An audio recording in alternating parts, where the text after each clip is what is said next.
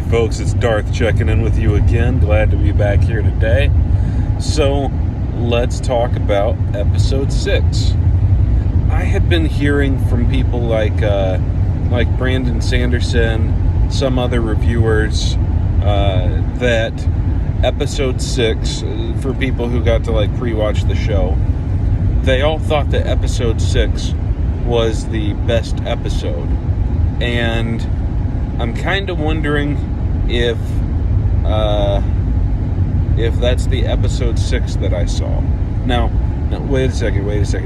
That sounds too negative. I need to be clear here. I didn't dislike this episode. I just I thought that episode 3 and episode 4 particularly were better than this. I don't know. I feel like we're missing action. And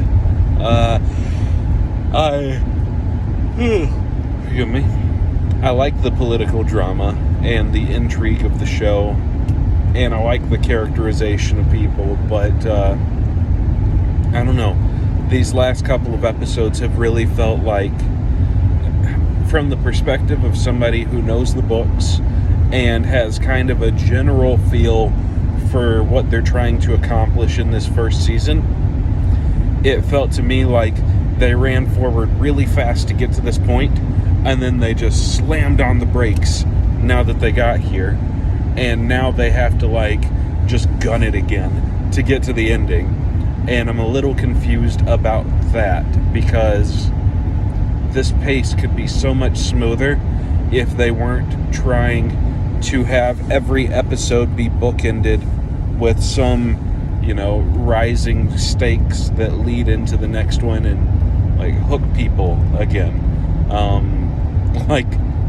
If that Trolloc attack didn't have to happen at the end of episode 1, and the Shadar Logoth stuff didn't have to happen at the end of episode 2, I guess basically I'm saying if the limitations of episode format weren't informing on their decisions so heavily, that this would feel more evenly paced, which maybe that's an obvious statement. Anyhow, that's really my qualm here. It's not with the quality of the episode itself, it's just with where are we going, right? So, wanted to hit on a couple of things here, and I should say I'm not going to necessarily spoil anything from the books, especially not anything plot related, but I am going to talk about some differentiation. Like, for instance, you don't have to get away if you're not spoiler free or whatever for this bit. But just as an example, Siuan, the Amyrlin, having a relationship and being in cahoots with Moiraine. In the books, being in cahoots is more explained, and the relationship is less explained, right? And here it felt like that was kind of flipped. The relationship was more explained, and them working together to find the Dragon Reborn, and that was just sort of offhanded in the context of the scenes that we got shown. I did still like that, mind you, actually. I thought that they felt like a real couple, so that was really nice. And I don't think that if you are a show watcher but not a book reader, you're going to have any idea how to make sense of how they met. You're just going to think that, oh, they can teleport? Why did they walk all this way? So that's interesting for now. They'll have to clarify that a little bit later on. Let's see here. Oh, Siuan mentioned something about getting dreams about the Eye of the World, and that's kind of what has sparked Moiraine to want to go to the Eye.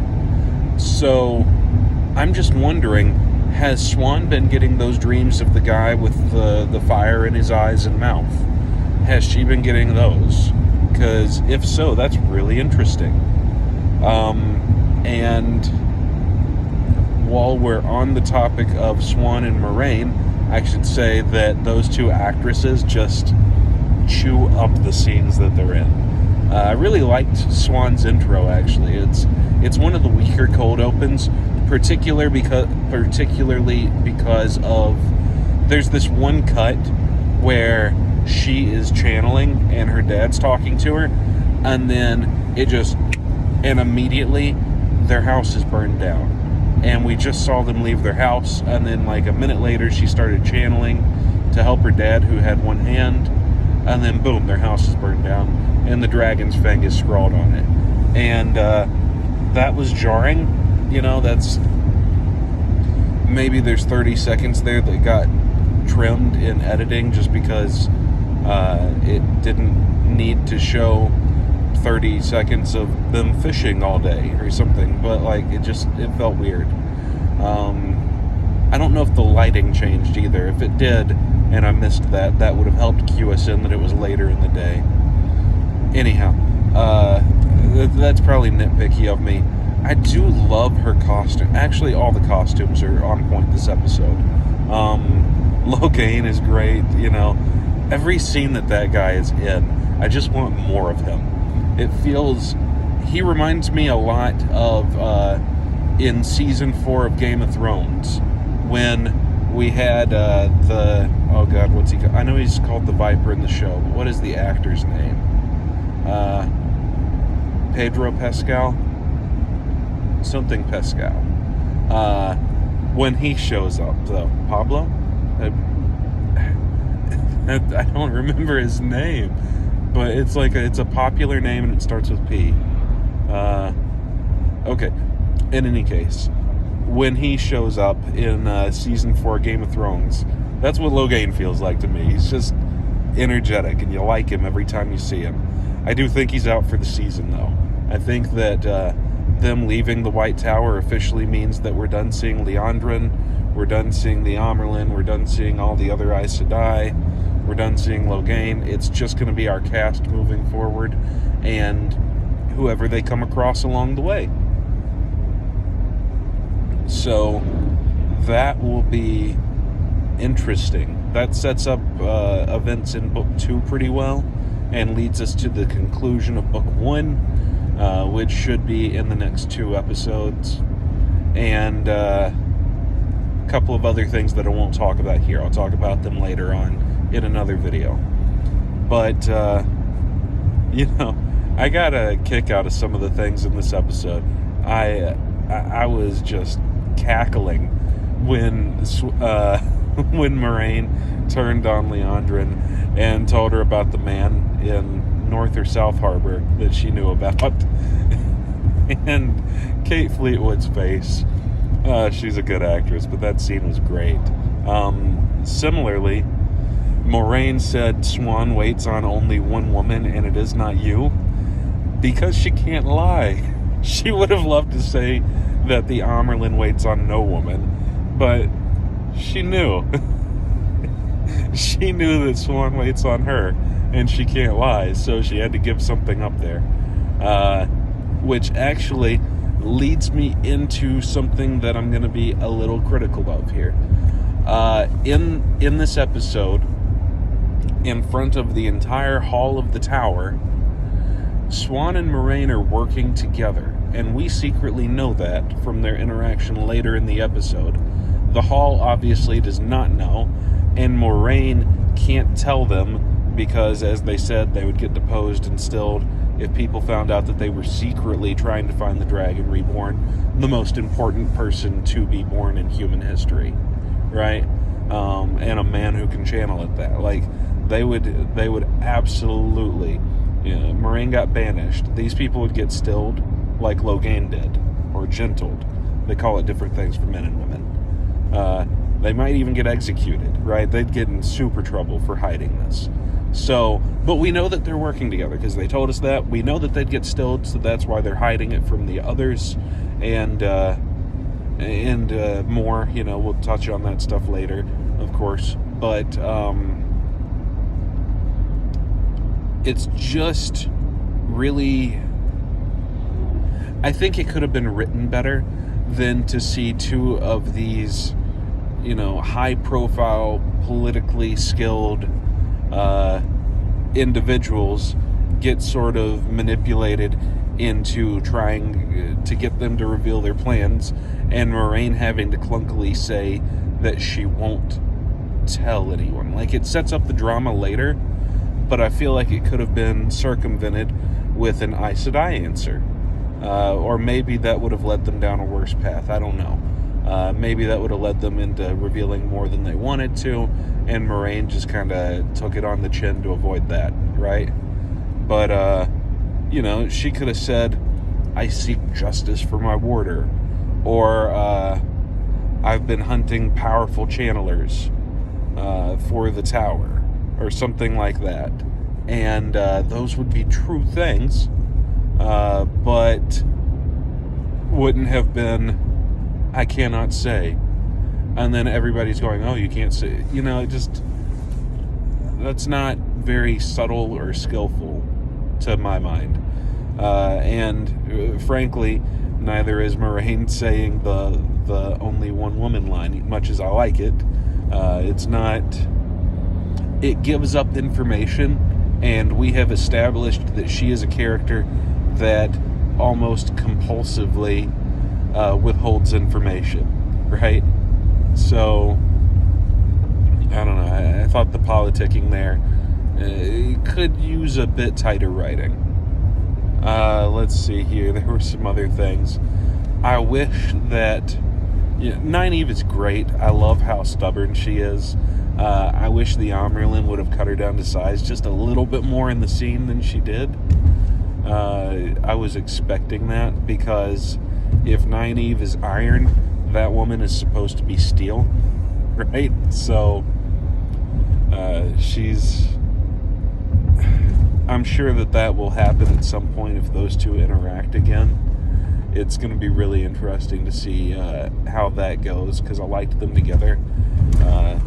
Siuan, the Amyrlin seat, did actually talk with her a fair bit about their purpose, and that kind of drives our Emond's fielders to what they think they have to do.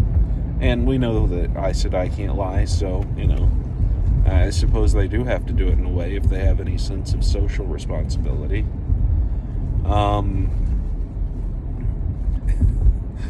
Nynaeve was giving side-eye when the others were bowing. That cracked me up. I kind of wrote down a couple notes on this. I am also thinking that maybe around the episode 6 time is when they found out that the actor for Mat was not going to come back to do season 2, and that's why he stayed behind. Because that, to me, doesn't make a lot of sense, and it's going to lead to bigger changes later on, him not going with them. And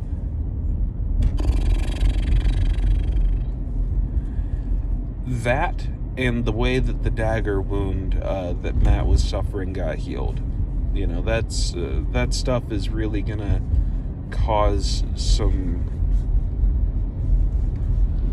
That's gonna be different. It's gonna be really different. I don't know how you things related to that kind of drive the plot in book 2, folks. And when I say drive the plot, I mean like the ring drives the plot in book 1 of Lord of the Rings. So, well, that's a stupid way to say that, because Lord of the Rings is one book, but real interesting that that's not with them. Real interesting that the dagger's not with them. Real interesting that Mat's not with them. So I don't know what's going on there, but we're gonna have to find out. And yeah. We're just gonna have to see. That's a big change. I did like a lot of this episode. I wanted a little bit more of our main trio, of guys from Emond's Field. We got the girls. I wanted the guys to meet the Amyrlin. If the girls got to meet the Amyrlin, I wanted the guys to meet the Amyrlin. I wanted to see interaction with them and like this powerful figurehead, right? That would have been neat to see. But I don't know. I still liked this episode. Oh, the music was killer, by the way. The cinematography's great. Seeing the fingers of the dragon. I hope that was not the Stone of Tyr that we saw in the background. That wouldn't make much sense from where they're supposed to be. But, so it probably wasn't. But I don't know. I liked a lot of things. I just thought that this was a little bit, especially piggybacking off of episode 5, this has been too slow compared to the rest of the season. And it feels to me like there are things that they cut out from the books that could have been in here, that would have been nice to see, would have been fun for an audience to see. And those things added back in would have helped the pacing. So I'm trying to figure out why they're not there, really. And I'm really hoping that they don't rush from this point to the end and sort of take out the meat of what's coming in these next 2 episodes.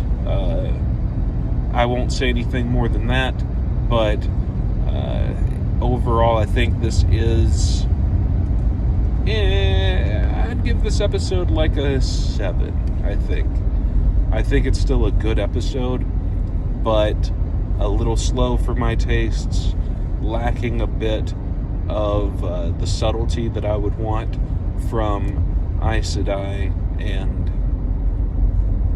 yeah. I just, I want to, I don't know, maybe it's because I walked into it expecting this to be the best episode I've seen so far, but there we go. Alright, folks, y'all have a great day. I'll be back to talk to you about more Wheel of Time soon.